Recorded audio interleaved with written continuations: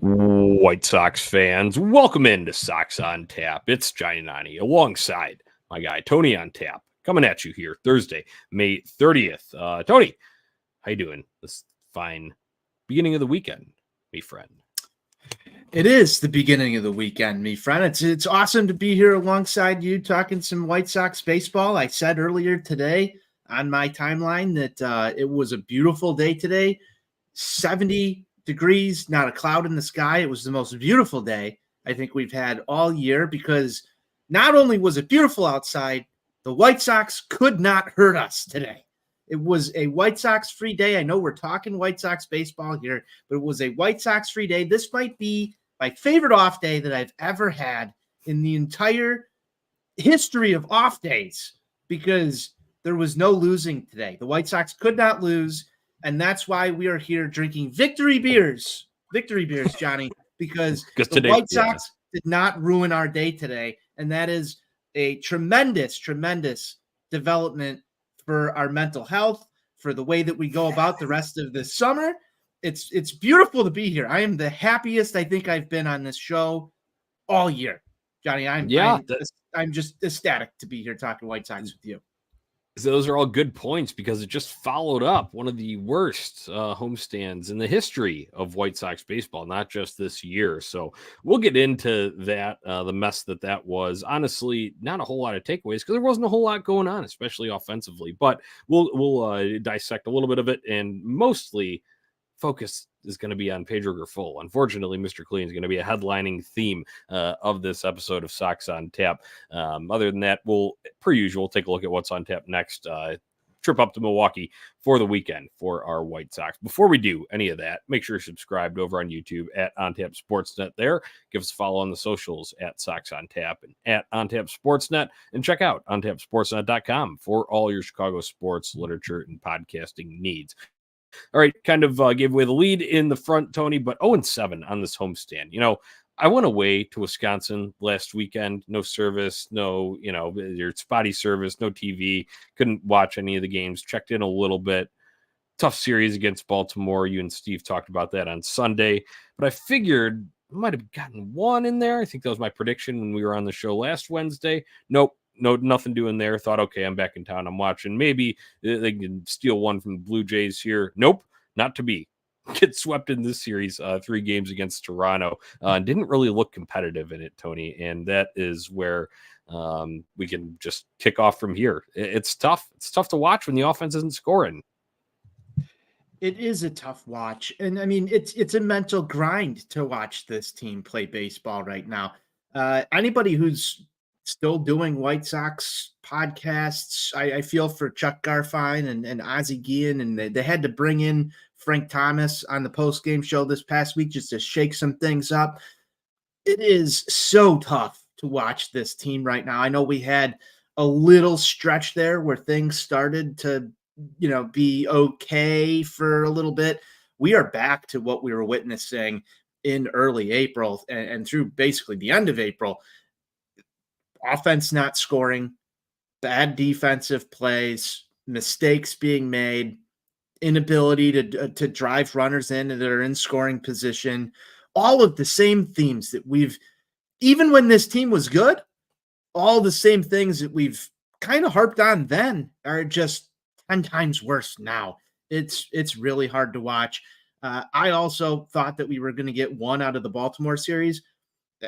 We were living in a pipe dream there, thinking we were going to get one. That was a good baseball team beating a bad baseball team. And the last point I'll make, remember when we talked about back in 2021, 2020, you need to beat teams that you should beat. The Sox are a team that everybody should beat, and they're beating them. And that's just abysmal baseball to watch because they can't put anything together, Johnny. It's terrible. Yeah, right. After we check in, following this Toronto series, 15-42 on the year, 0-7 on the homestand. Like I mentioned, Tony, this is the first time in franchise history that they have gone winless on a homestand of 7 or more games. Honestly, they're probably, thankful that it was only 7, because with the way they're playing right now, if this thing was a third series in this one, I have no confidence that we would have even taken a game in that scenario. It's pretty unfreaking believable, as Hawk would say. Unfriggin' believable. You heard it right there from the Hawkaroo. I mean, franchise history. I feel bad for John Triffin, because as they entered that ball game where they were the series finale yesterday, Stone was talking about how this would be like the first time this would happen in franchise history if they lose this game. And I'm sitting there in my couch. I've got my beer cracked, ready to go. I'm sat back. I'm not relaxed, but I am strapped down. And I'm just thinking in my head, I'm like, they're fucking going to lose this game. That's what's going to happen. They are going to lose this game. This is going to be historic history that we're all going to witness the futility of what the 2024 Chicago White Sox have brought you. And man, it was largely the same. What they mustered 3 hits in the series finale, Johnny, might have been 2. Man, who in their right mind thought it was going to be this bad? I know that we sort of collectively knew it was going to be bad, but did you think it was going to be that bad? Like no wins and like historic no wins in a homestand type season? No, because, even with bad teams, I mean, take, for example, like the Oakland A's in their, malaise, right. Even then they would find a way to steal games here and there. And the Sox have done that a couple of times, but there's other times where they just get steamrolled for weeks at a time. And we are in one of these stretches now. I know you mentioned a couple weeks ago, kind of that, I mentioned to one of my buddies that is that going to be our best run of the year when they swept Tampa Bay, and then it wasn't back to back in these series, but then ended up taking 3 of 4 from Cleveland. That almost seems like, how was that even possible? It was like, slap yourself. Was I dreaming during that? And then beating the Nationals. I know the Nationals are kind of the bottom of that NL East out there, but still that was at least better baseball. Is scoring some runs in that stretch. Now we're just in this, like you'd said, reverting back to that April where it got bad in a hurry and put them on the pace for this historic futility that we're here talking about now. Yeah, it's heartbreaking, because you've got it's May 30th here. We're closing the month of May, and you've had 2 of the shittiest months in recent memory, and we went through a rebuild already, as you mentioned. Those teams were more fun, to be quite frank. 2019 was a friggin' blast compared to this. Yeah, I'm trying to hold on for dear life. I had a conversation with my wife earlier today. Like, why are we watching this train wreck every single night? And I know a friend of the show, Jake Trojan, had replied to my tweet after the Sox lost this game yesterday. There's playoff hockey on. I know you're a huge playoff hockey guy. Unfortunately, I'm somehow still glued to putting this on my primary TV screen because it's summer and it's nice outside, and I want to sit in my garage and have a couple of beers, and it's baseball season. Mm-hmm. Baseball should be synonymous with summer, right? Yeah. We're even past the Memorial Day point. And if the Hawks aren't in it, it's just not the same draw. So it gets the primary TV screen. Well, it's 9 innings of futility, 6 nights a week. Are they flat? Are they just bad? Yeah. Are they flat? You bring up a good segue there, Tony, because I think it's also kind of poetic in the way that game came to an end last night. Sox down to their last strike, and then Korey Lee delivers the 1 run. So at least they're postponing the shutout records there, the being on pace for those. He did provide a solo shot there, like I said, down to his last strike in the 9th inning there. But you brought up, are they flat? That was a big conversation on Sunday, right? That was the Pedro Grifol initial quotes, and then he doubled down on it Monday. And there were guys in the locker room that had varying opinions on that, and tried to make it seem kind of glossed over. And this is things happen throughout the grind of 162, yada yada yada, all of that. It's very clear there's a divide here. But your reaction to Pedro doubling down on this, because I'm sure you and Steve talked about the initial wave of this, but now we get the second one, and so you have to go and see it on High Heat. You have to go and see it on MLB Central. You got to go see it on MLB Now. Even the standards are ripping into it with Brian Kenny and the like on there. Your takeaways from this, because I was like kind of just playing catch up on Sunday, and now that I hear it, it's like, man, this is getting to a point where it's slipping. And as our guy Steve wrote it on tabsportsnet.com back during, I believe, early month of May or late April, Pedro Grifol seems like a dead man walking here.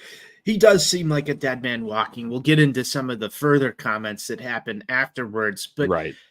I haven't seen a train wreck like this in a long time. Not even Jeremy Colleton with the Blackhawks was this big of a train wreck, Johnny, and that's saying something. Where do I even start?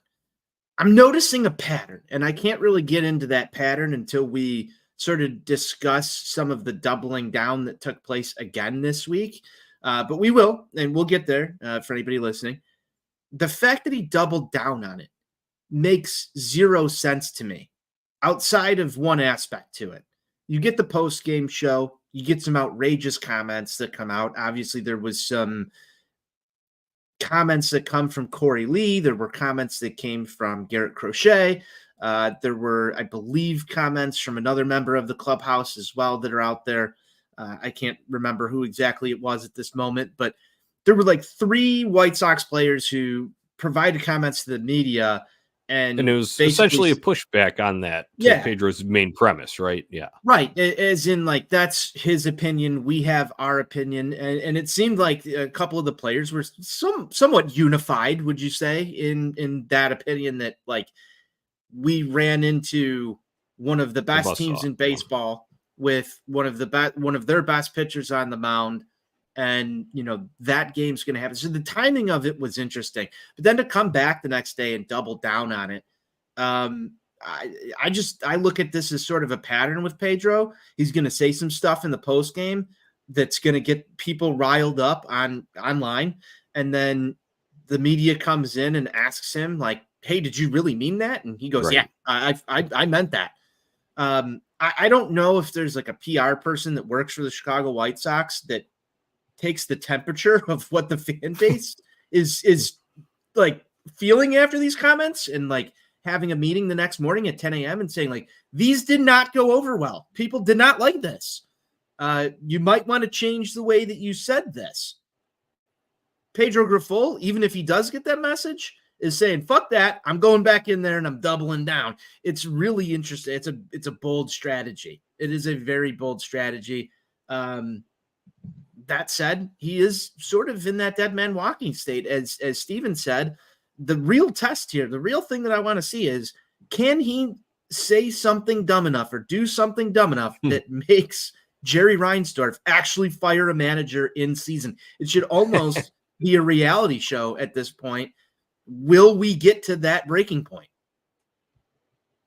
Yeah, that's a good question. I don't know. I find it hard to believe, because the dollars and cents at the end of the day are more of what Jerry Reinsdorf cares about, despite the talking point that's being circulated in recent comments. You've heard it from other sources in the past, and now most recently Pedro, which we'll dive into in a whole nother section of this show. But it would be interesting. And you would think that, I think Steven touched on this too in his post about Pedro Grifol being a dead man walking. Essentially, everyone knows he wasn't cut out for the job. I think there's a good comment in here. Minidar says Grifol has been over his head since last April. No excuse in this division. Han's biggest mistake. Kansas City didn't even want him. Yep, all good points there. And I think it was just pretty evident from even early on last year that, in over his head. Great way to do it, as Steve likes to say, in over his skis. I like to say that one. I'd agree with all of that. And all of this stuff, then, this back and forth between, were they flat, were they not? What are the players saying? What is the manager saying? The common question to ask in a scenario like this, when there's any friction back and forth or conflicting statements, is, has the manager lost the clubhouse? And the answer is, he never had it to begin with. I think these guys just, know it's gotta say, they probably don't respect him. That's the vibe that you get. Nobody really seems to talk glowingly about him. I mean, shit, even TLR, for as polarizing as he was, one way or the other, you had some guys coming out and saying, "Oh yeah, no, I love TLR," and that's not a Jake rabbit Berger hole was that we on need these to, airwaves. right. We don't need to we don't need to venture down too far that rabbit hole, but I just wanted to give a little compare and contrast to, just show you how, out of touch it is in terms of player, morale versus the manager. And is he sparking any of that? No. And I saw another comment, I believe, like you had said that Frank Thomas got called into the post-game show, right? They need some reinforcements there, and I'm sure it's part of their cycle over at NBC Sports Chicago. So totally understand. They've had Scotty Pods, Gordon Beckham, all of them on there. But he had said his solution would be, and I think they're just trying to offer different takes at this point, but he had said, oh, well, that clubhouse would be destroyed in terms of flipping tables and all of that, stuff like that. I get it. That's haha funny for me as a fan sitting here consuming it, because what else can you do but laugh at this team? But at the same time, would that change anything? There's bad. There's bad. And Pedro can say it's flat. You can interpret it any way you want. But the fact of the matter is, we go through all these stages because you can't just come out and say the talent on this roster isn't good, when that's the cold hard reality of the situation. Two things can be true. Pedro Grifol is not a good manager, and this roster is not built to compete. Both can be true at the same time. And I think that some of the discourse that I've seen, at least online on X, scrolling the timeline, there's people that want to blame Pedro exclusively. There's some that want to blame Jerry exclusively. Some want to blame the players. There's plenty of blame to go around here. This is the one time where you can point to anyone here, and it's potentially their fault in some aspect of the whole entire house that is being built again next door to the other house that never finished completion. So I just, when you say, the roster doesn't have, there's guys on this roster that are talented at playing the game of baseball. There's guys that are not as talented. Obviously, you look at some of these aging veteran players like a Tommy Pham. He's in a totally different class than Martin Maldonado. Right. That's a guy that they just discovered needed glasses. The White Sox must have one of the best fucking eye doctors out there, because this guy discovered Raylo situation. Raylo. Yeah, there was a Raylo situation, and now there's a Martin Maldonado situation. So apparently when someone's off, they send them to the eye doctor, and you just get a prescription for something that's going to fix something. That's in the White Sox playbook at this point. I'm telling you, I just have to laugh at some of these things that happen. Sure, of course, it's a mixture, right? I'm upset that this is happening because it's an embarrassment, right? And I'm a White Sox fan, and it sucks to see the team be this futile and this embarrassing on all fronts. But when I believe it was Daryl Van Schouwen over at Chicago Sun-Times had put the initial, sort of just kind of story blurb out there about Maldonado switching to the glasses and whatnot, but it was it remains to be seen, and was making a little bit of a play on words with it. But it's even after getting the glasses, he was still hitless for the weekend or whatever, the 3 games that he had played in since he had that. So it's that's not going to change too much on him in terms of at the plate. Yeah, we all knew his career stats coming into this, but the fact that we're even at that juncture with this is honestly just hilarious. I cannot help but laugh at this point, Tony. That while we're on the topic of that, let's go to catchers here, because we had said, Korey Lee was one of the guys giving some pushback on that, but there's been much made about, the starting catcher, right? And should be Korey Lee's role based on performance, 100%. I don't think anybody can refute that. But Pedro always likes to cling on to we've got to develop him right, and we've got to do this and that. And Tony, I think it's a little bit of a fine line to walk, because we've seen guys thrust in and then not produce in the long run, i.e. Andrew Vaughn, right? This isn't the same situation, okay? Korey Lee had a little bit of time with the Astros. He had significant minor league time there. He had some minor league time with the Sox last year. got up with the Sox, really took his lumps, especially at the plate, end of last season. And then this season, you figured Maldonado would be the number one, so to say, going in, just because of the veteran contract, 4.25 million reasons why. But in performance now says a different thing. So I think a lot of people, Tony, are at the point where it should be Maldonado catches maybe twice a week. That's where you would ideally like to be. And you'd like to see Korey Lee develop. And even if that does mean taking some lumps, going through some slumps, on that past road trip, I think he went through a little bit of a slump, especially in that Yankees series. But I would love to see Korey Lee play more. I will say I do like seeing him finally being slotted into the DH. Felt like that was pulling teeth early in the year if you really wanted to get his bat in the lineup, trying to get him in the DH role. I think that's fine. So I'm on board. I do think Korey Lee should be the number one starting catcher. Absolutely. But at the same time, you got to realize the reality situation. What I say earlier about dollars and cents, there's no reason Maldonado should play. Oh, in Jerry's mind, in Getz's mind, in Pedro's mind, there are 4.25 million reasons why we will continue to see Martin Maldonado trotted out there. That's my thoughts on the situation. Yours. Yeah, I mean, you've been on that wavelength since we've been doing podcasts together. It all comes down to the money talks. I mean, that is a fair statement. The money talks here. And Jerry spent $4.25 million of his money on Martin Maldonado. Now we can argue whether or not that was a good thing, bad thing. Going into this, I had no faith in Korey Lee. I don't think you had faith in Korey Lee either.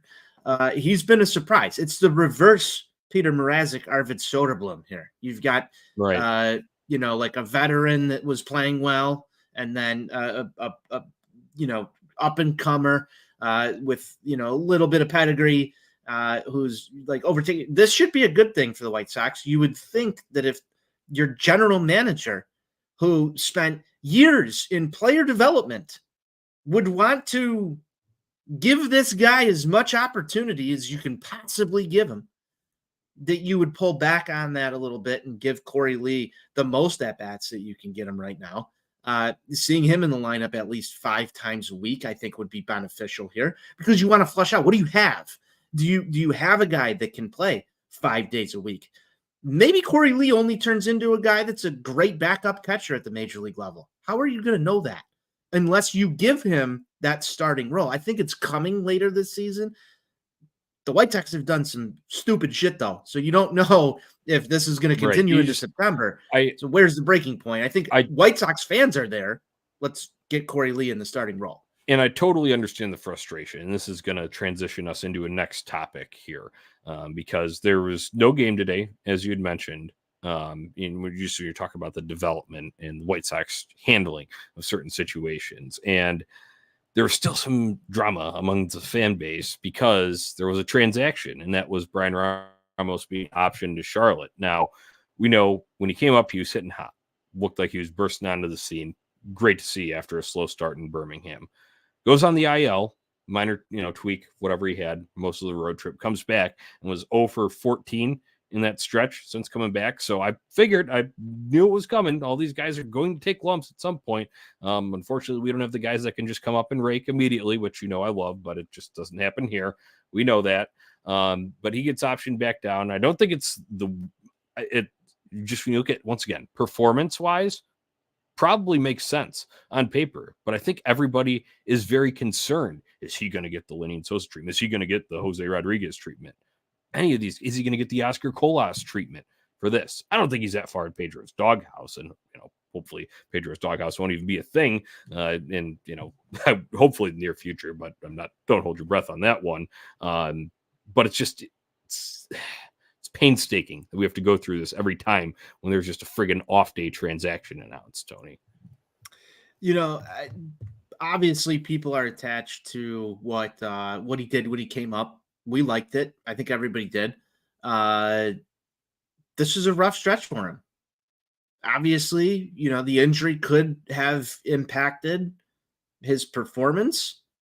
Time to do a little bit of a reset here, bring him back down, find some success.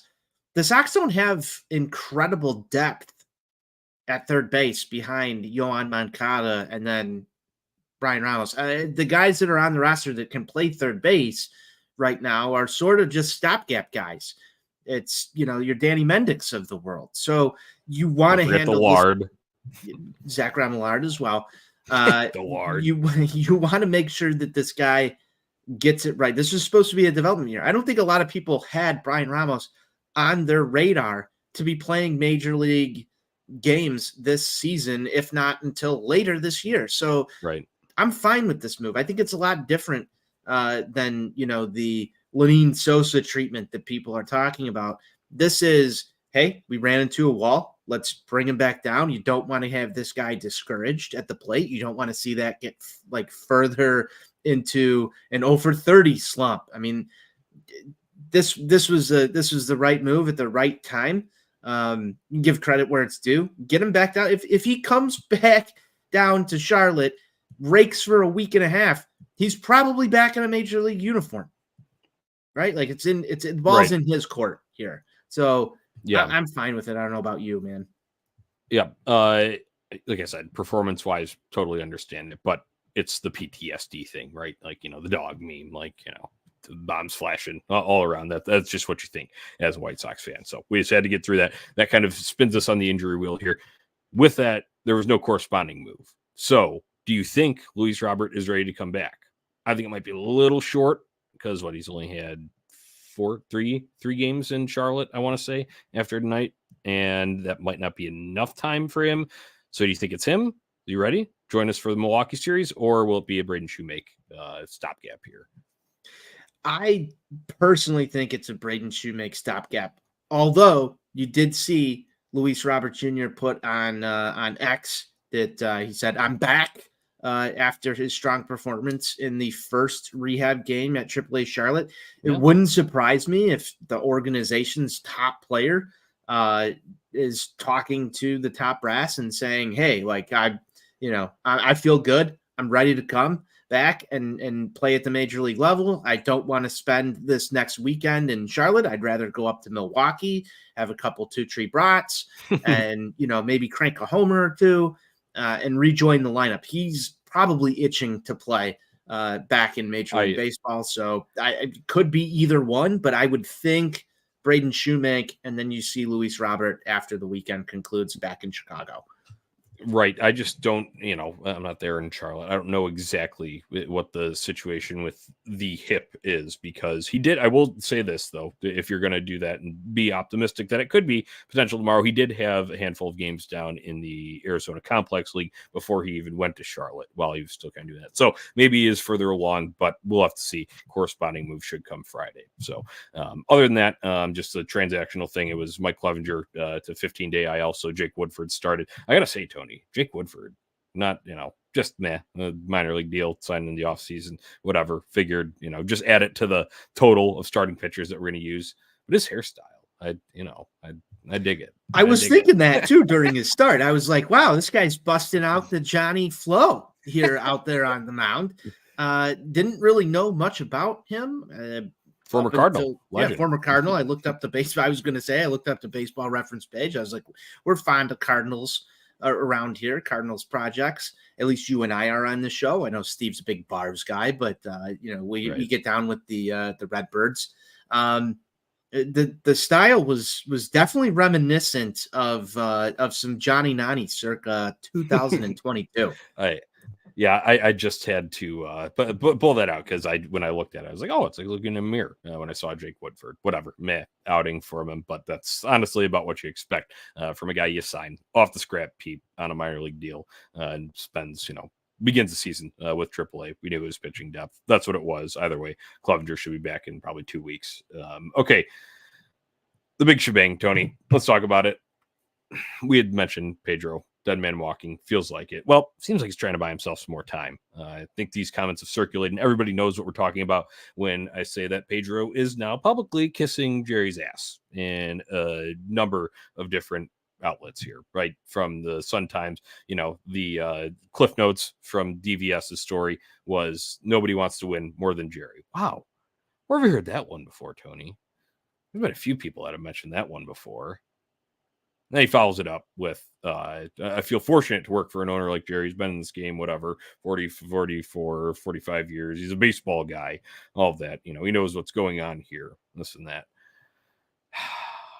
It's all so tiresome at this point. This is, while it's annoying to see this from a fan base perspective, it is, at least in some regards, honest in my mind. Not that I don't believe that Jerry, nobody wants to win more than Jerry. I don't buy that statement, but the intention behind the statement, we all know Pedro Grifol is, go and look at the standings at the end of the day.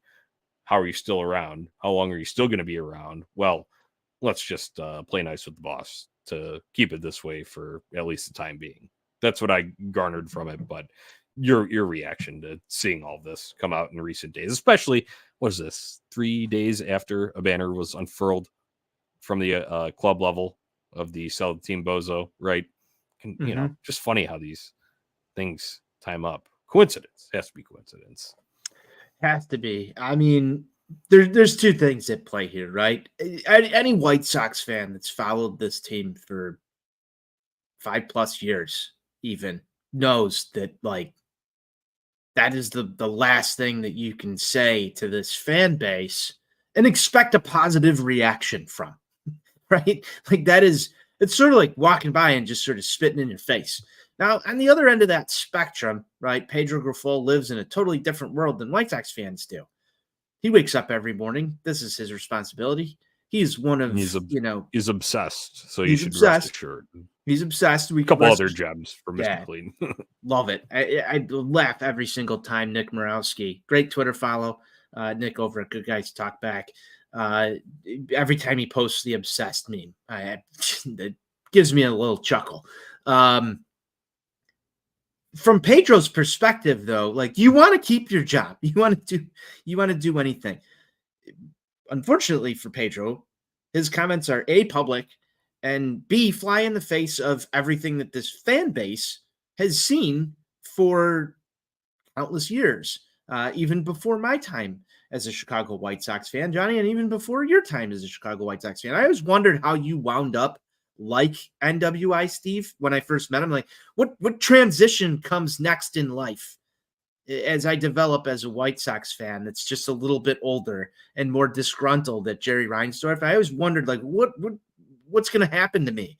And, like, I've slowly figured out why people are disgruntled like Steve. And then I look across at my grandfather-in-law, who's been a Sox fan for probably 60, 70 years. And he's disgruntled with the fan base and doesn't like anything about Jerry Reinsdorf and everybody else. And you talk to anybody who's been around this thing for Jerry's entire tenure, and it's like, wow, I shouldn't have believed anything that I was being led down during Rebuild 2.0 because it was going to fail.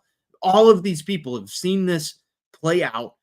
And it's just like the child that, like, once you grow up and you realize that your parents weren't lying to you, they were just out there for your best interest.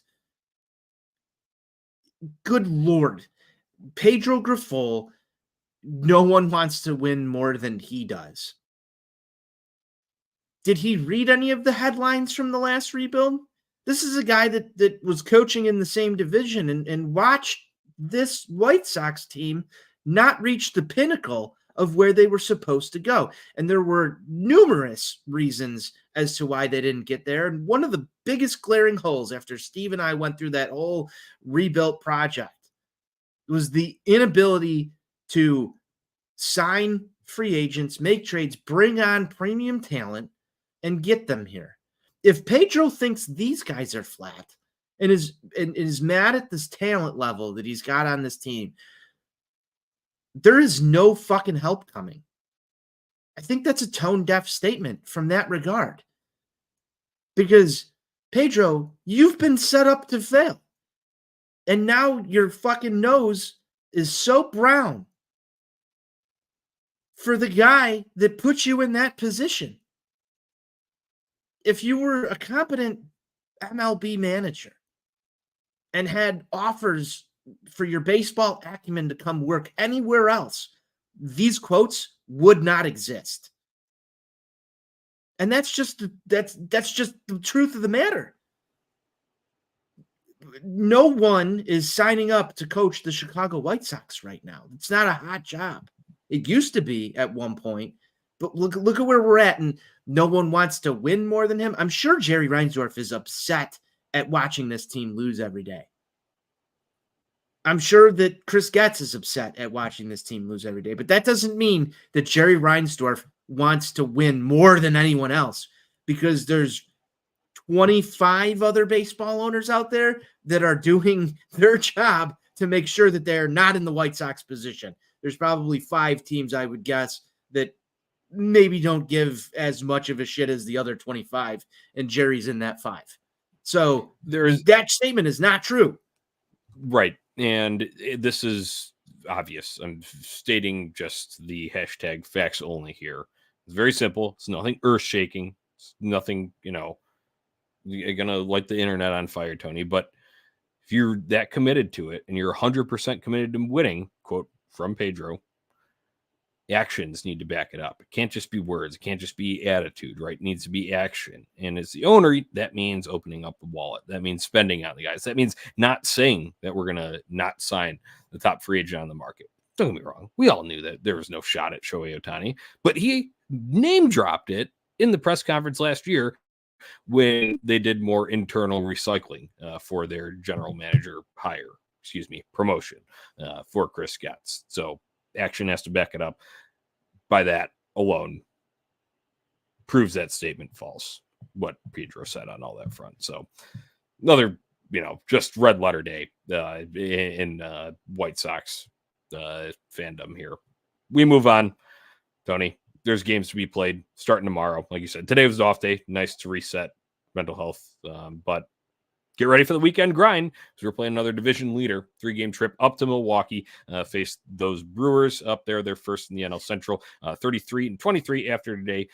They took 3 of 4 from the Cubes in their most recent series. Friday night, it'll be Eric Fetty versus Tobias Myers. Saturday, Garrett Crochet versus Robert Gasser. And Sunday, Nick Nastrini versus Freddie Peralta.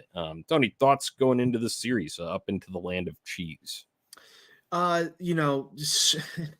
don't get to play the Brewers a whole bunch. I was in attendance for 2 of the last that were up in Milwaukee, and I believe they lost both.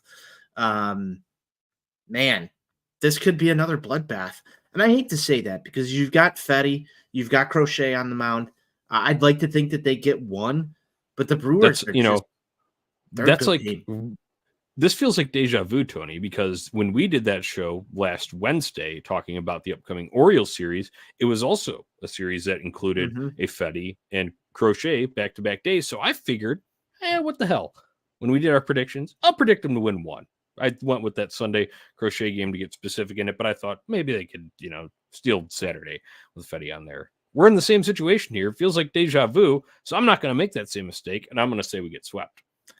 I am too. I think that right now, and we talked about this being an absolute gauntlet. We talked about it before this stretch of games kicked off against a lot of really, really strong opponents.